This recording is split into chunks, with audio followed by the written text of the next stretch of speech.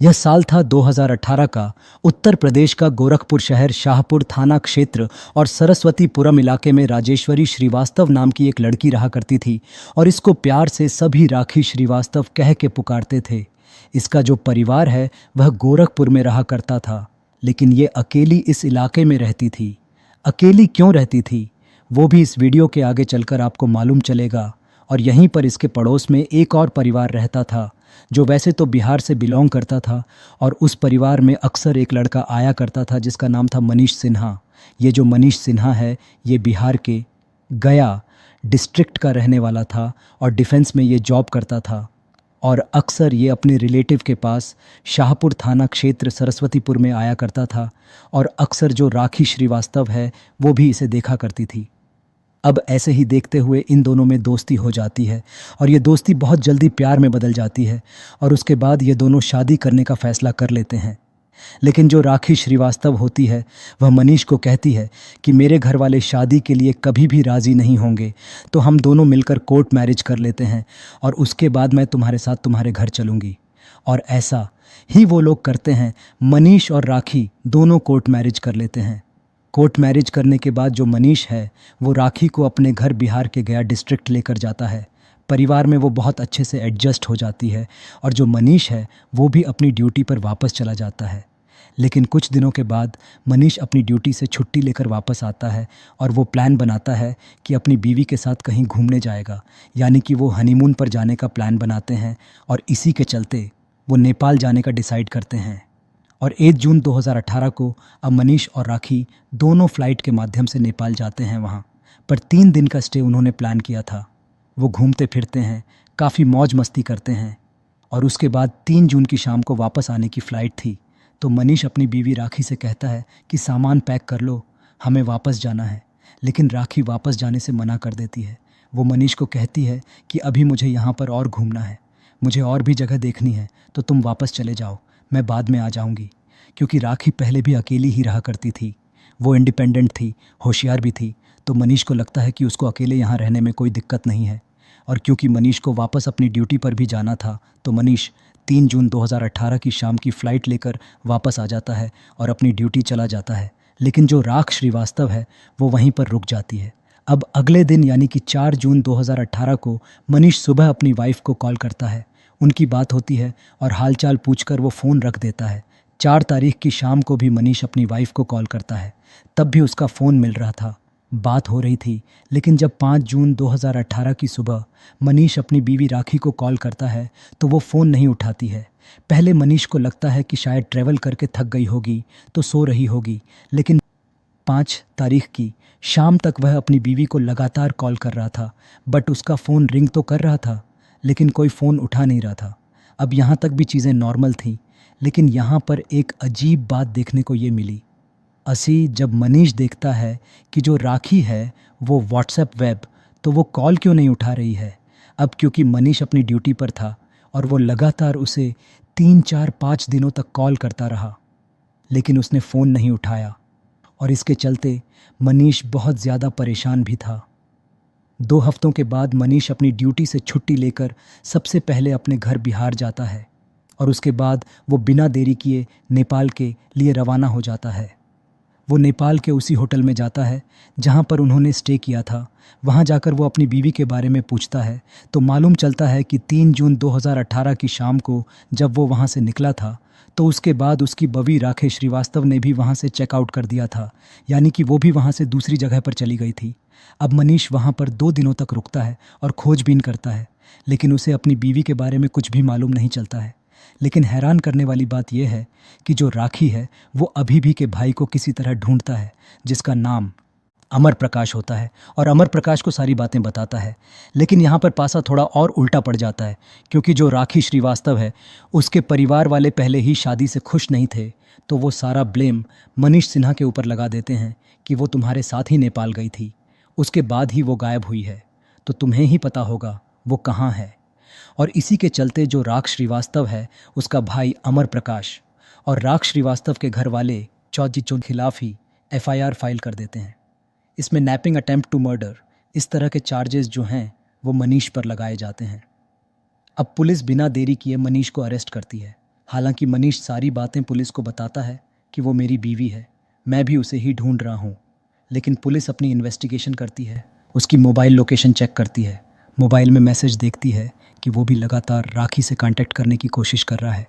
और सारी इन्वेस्टिगेशन के बाद पुलिस को मालूम चलता है कि इस केस में मनीष का तो कोई हाथ नहीं है, तो मनीष यहाँ पर बेगुनाह है और पुलिस जो है वो मनीष सिन्हा को छोड़ देती है। लेकिन सवाल अभी भी ये बना हुआ था कि अगर राखी नेपाल में है तो वो मनीष से बात क्यों नहीं कर रही है, और अगर वह नेपाल में नहीं है तो आखिर राखी श्रीवास्तव है कहाँ। आज का ये केस बहुत इंटरेस्टिंग होने वाला है। तो अगर आपने इस वीडियो पर क्लिक कर दिया है तो इस वीडियो को लास्ट तक ज़रूर देखें, और अगर आपको हमारे वीडियोस पसंद आते हैं तो ऐसे ही वीडियोस देखने के लिए हमारे चैनल को भी सब्सक्राइब करना ना भूलें। अब यूपी पुलिस अपनी इन्वेस्टिगेशन स्टार्ट करती है। सबसे पहले वह राकेश श्रीवास्तव के मोबाइल की जो लोकेशन है उसको ट्रैक करती है, तो वो लोकेशन गुवाहाटी की पाई जाती है। देखो, अभी तक पुलिस को ये लग रहा था कि जो राखी श्रीवास्तव है वह ज़िंदा है गुवाहाटी में, उसका मोबाइल भी एक्टिव है, तो कहीं ना कहीं वो किसी के साथ गुवाहाटी में है और शायद वो अपने पति या परिवार से बात नहीं करना चाहती है। और इसी के चलते जो पुलिस है वो इस केस को बहुत सीरियसली भी नहीं लेती है, क्योंकि उन्हें भी लग रहा था कि राखी बिल्कुल ठीक ठाक है और ये केस ऐसे ही लटका रहता है। और धीरे धीरे जून से बढ़कर समय अक्टूबर का आ जाता है। लेकिन अक्टूबर में जो राखी की मोबाइल लोकेशन है वो भी बंद हो जाती है, मतलब वो ऑनलाइन आना बंद कर देती है, उसकी जो आईडी है वो डीएक्टिवेट हो जाती है। और उसके बाद जो मनीष सिन्हा है पुलिस को इस बात की खबर देता है, और जब ये मामला थोड़ा सा हाईलाइट होता है तब जाकर कहीं पुलिस जो है एक्शन में आती है। और उसके बाद ये जो केस है ये एसटीएफ यानी कि स्पेशल टास्क फोर्स को दे दिया जाता है। और जैसे ही इस केस की कमान एसटीएफ के हाथों में आती है वो तुरंत इस केस की कार्यवाही शुरू करते हैं। सबसे पहले वो राखी की 8 जून से लेकर अक्टूबर तक की मोबाइल लोकेशन चेक करते हैं कि वो कहाँ कहाँ गई थी। और उस लोकेशन में 8 जून से लेकर 3 जून तक वह नेपाल में अपने पति के साथ थी। और वह सारी लोकेशन के आधार पर पुलिस ने देखा कि लोकेशन नेपाल के बाद जो है इंडिया की आई, इंडिया में गुवाहाटी की लोकेशन भी आई। लेकिन पुलिस को अपनी जो तफ्तीश है वह नेपाल से ही शुरू करनी थी, और इसी के चलते जो एसटीएफ है वो नेपाल पुलिस को कांटेक्ट करती है और नेपाल में राखी के फ़ोटो वगैरह सेंड करती है। जिस यहाँ से ये केस थोड़ा पेचीदा हो गया था। पुलिस को फाइंड करना था कि आखिर राखी श्रीवास्तव क्या किसी दुर्घटना का शिकार हुई थी या फिर उसकी किसी ने हत्या की थी। एसटीएफ की टीम के सामने एक और बहुत बड़ा सवाल ये था कि अगर राखी की मृत्यु 8 जून 2018 को ही हो गई थी तो अक्टूबर 2018 तक उसका मोबाइल कैसे एक्टिव रहा, उसके मोबाइल की लोकेशन गुवाहाटी में कैसे दिखाता रहा। वो व्हाट्सएप टू मर्डर हो सकता है, क्योंकि अगर यह दुर्घटना होती तो उसकी मोबाइल की लोकेशन नेपाल की ही रहती। और इसी के चलते एसटीएफ की एक टीम नेपाल जाती है। नेपाल जाकर वो उस होटल में जाकर इन्वेस्टिगेशन करती है जहां पर राकेश श्रीवास्तव और उसका पति रुके थे। सीसीटीवी फुटेज चेक करती है, वहां से जो भी एविडेंसेस कलेक्ट करने थे वो वहां पे कलेक्ट कर लेते हैं। बट एसटीएफ के हाथ कुछ बड़ा वहां से सुराग नहीं लगता है। अब एसटीएफ वापस इंडिया आ जाती है और यहाँ पर सबसे पहले राखी के जो कॉल डिटेल्स है वो चेक की जाती है। और उसमें पाया जाता है कि जिस वक्त 3 जून 2018 को राखी का पति उसे नेपाल में छोड़कर वापस आया था, उसके बाद राखी ने एक नंबर पे कॉल किया था। और ये नंबर कोई नया नहीं था, मतलब कि इस नंबर पे राखी पहले भी कॉल किया करती थी और काफ़ी देर तक बातें भी होती थीं। पुलिस बिना देरी किए उस नंबर की जानकारी निकलवा दे ये रह देती है। पुलिस को मालूम चलता है कि यह नंबर गोरखपुर के एक जाने माने डॉक्टर डीपी सिंह का है, जिनका पूरा नाम धर्मेंद्र प्रताप सिंह था और आर्यन हॉस्पिटल के नाम से गोरखपुर में इनका एक हॉस्पिटल भी है। अब एसटीएफ की टीम बिना देरी किए डॉक्टर डीपी सिंह के हॉस्पिटल पहुंचती है और डॉक्टर से राकेश श्रीवास्तव के बारे में जब सवाल जवाब होते हैं तो यह डॉक्टर डीपी सिंह पूरी तरह से मुकर जाता है। यह कहता है कि मैं राकेश श्रीवास्तव नाम की किसी महिला को नहीं जानता हूं। बट पुलिस समझ गई थी कि डॉक्टर डीपी सिंह कुछ ना कुछ झूठ ज़रूर बोल रहा है, लेकिन बिना एविडेंस, बिना किसी प्रूफ के डॉक्टर डीपी सिंह को अरेस्ट नहीं किया जा सकता था, क्योंकि वह एक नामी डॉक्टर था शहर का और काफ़ी पैसे वाला भी था। तो एसटीएफ की टीम यहाँ पर सबूत जुटाने में लग जाती है। सबसे पहले डॉक्टर डीपी सिंह की मोबाइल लोकेशन ट्रैक की जाती है और ऐसा पाया जाता है कि 3 जून से लेकर 6 जून तक डॉग डीपी सिंह की लोकेशन राखी श्रीवास्तव की लोकेशन से मैच कर रही थी, यानी कि डॉग डीपी सिंह और राखी श्रीवास्तव दोनों ही नेपाल में मौजूद थे। 3 जून की रात से लेकर 6 जून तक उसके बाद जो है डॉक्टर के पास दोबारा जाया जाता है और उसको इस लोकेशन के बारे में बताया जाता है, लेकिन डॉक्टर फिर से मुकर जाता है, यानी कि पुलिस को कुछ और एविडेंसेस कलेक्ट करने थे। अगर उसे डॉक्टर डीपी सिंह से पूछताछ करनी थी या इंटेरोगेशन करनी थी तो यहाँ पर एसटीएफ की टीम नेपाल इंडिया बॉर्डर पर जाती है। वहाँ पर वो 3 तारीख से लेकर 6 तारीख तक की जितनी भी इंडियन कार्स नेपाल में एंटर करी थी उसकी डिटेल निकलवा है और वहाँ पर उन्हें डॉक्टर डीपी सिंह की कार का नंबर मिल जाता है। यानी कि इससे कंफर्म हो गया था कि डॉक्टर डीपी सिंह झूठ बोल रहा है और वो 3 तारीख से लेकर 6 तक नेपाल में राखी श्रीवास्तव के साथ ही था। वहाँ से एविडेंस उठाने के बाद पुलिस के पास काफ़ी एविडेंस थे। अब वो यहाँ पर अरेस्ट वारंट लेकर डॉक्टर डीपी सिंह के पास जाती हैं, उसे अरेस्ट करती है और उससे पूछताछ करती है। एसटीएफ की टीम डॉक्टर डीपी सिंह को बताती है कि तुम्हारी गाड़ी 3 तारीख से लेकर 6 तारीख तक नेपाल में ही थी और इस बात को वेरीफाई करने के लिए वह डॉक्टर डीपी सिंह के ड्राइवर प्रमोद कुमार को भी उठाते हैं, जो कि बहुत जल्दी टूट जाता है और पुलिस को बता देता है कि 3 तारीख की रात से लेकर 6 तारीख तक वो लोग नेपाल में ही थे और डॉक्टर डीपी सिंह के साथ और उसका ड्राइवर प्रमोद और ये दीपक को भी अरेस्ट करती है। और अब इस केस के सारे पत्ते खुलने वाले थे क्योंकि ये ड्राइवर प्रमोद और वो जो हेल्पर दीपक था वह पहले ही टूट चुके थे। वो सारी बातें पुलिस को बता चुके थे। अब सिर्फ पुलिस जो सच है वो डॉक्टर डीपी सिंह के मुंह से सुनना चाहती थी और यहाँ पर जो डॉक्टर डीपी सिंह है वो थोड़ी सी सख्ता के बाद टूट जाता है और सारी बातें एसटीएफ को बता देता है। तो ये डॉक्टर डीपी सिंह एसटीएफ की टीम को बताता है कि 2006 में जब उसने अपना हॉस्पिटल नया ही खोला था, उस टाइम पर उसके हॉस्पिटल में एक पेशेंट आया था और ये पेशेंट कोई और नहीं बल्कि राकेश श्रीवास्तव के फादर ही थे। अब अपने फादर के साथ राकेश श्रीवास्तव भी वहाँ पर आई थी और जैसा कि मैंने आपको स्टार्टिंग में ही बताया कि राकेश श्रीवास्तव दिखने में बहुत ही खूबसूरत थी और 2006 में जब डीपी सिंह ने राकेश श्रीवास्तव के पिता का इलाज किया था उसी टाइम पर उसने राकेश श्रीवास्तव को देखा था। हालांकि उस टाइम पर भी ये डॉक्टर डीपी सिंह मैरिड था और इसके एक बेटा भी था, लेकिन उसके बावजूद भी राखी पर इसकी गलत नज़र थी और इसी के चलते किसी तरह से राखी को इसने बहला फुसलाकर अपने जाल में फंसा लिया था। अब राखी भी उस टाइम पर मासूम थी, वो भी डॉक्टर के प्यार में पागल हो गई, लेकिन उसे यह मालूम नहीं था कि यह डॉक्टर शादीशुदा है और इसका पहले से एक बच्चा भी है। अब ये रिलेशन ऐसे ही आगे बढ़ने लगता है। उसके बाद 2011 में कहीं से राख श्रीवास्तव को मालूम चल जाता है कि डॉक्टर डीपी सिंह तो पहले से ही मैरिड है और उसका एक बेटा भी है, जिसके चलते वो डॉक्टर को खरी खोटी सुनाती है और उसके बाद वो डॉक्टर से दूरी बना लेती है।